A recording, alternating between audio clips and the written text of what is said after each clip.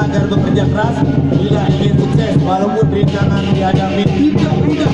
Terkadang nyawa menjadi taruhannya.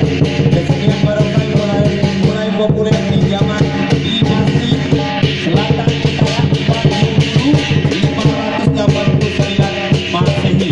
Kala itu pasukan Gajah-Garaja Panjang dari negeri Linyi, seorang panglima perang bernama Zonghui, membuat tiruan boneka singa untuk mengusir pasukan Raja Fan, dan ternyata upaya itu berhasil. Akhirnya tarian barongsai melegenda sampai sekarang.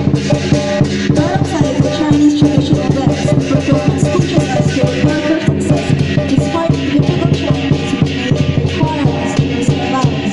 Barongsai started to become popular in the southern and northern dynasty in 420 and the 589th century. At that time, the armies of Raja Paniyang from the land of Lili, a commander named Zhong Hui led a lion puppet to scare an army to make fun. And it worked. Since then, Barongsai has become a legend.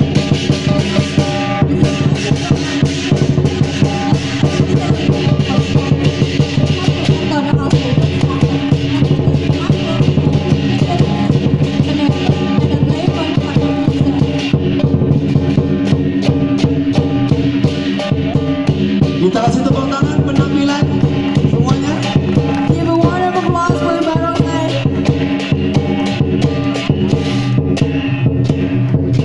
Was our throats open? Tiba Malam Pinduk bertiga belas. Fair Annual Culture Malam Pinduk Festival. Festival Malam Pinduk.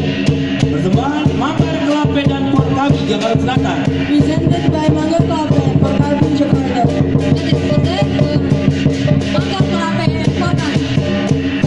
Selanjutnya, Reog Ponorogo. Reog adalah kesenian budaya dari Jawa Timur yang diambil dari kisah Panji berkisah tentang perjalanan Prabu Grataswardhana mencari gadis pujaan hatinya ditemani prajurit berkuda dan patih yang setia. Ketika akhirnya sang Prabu jatuh cinta pada putri Kediri, Dewi Saggalangit, sang Dewi memberi syarat ia akan menerima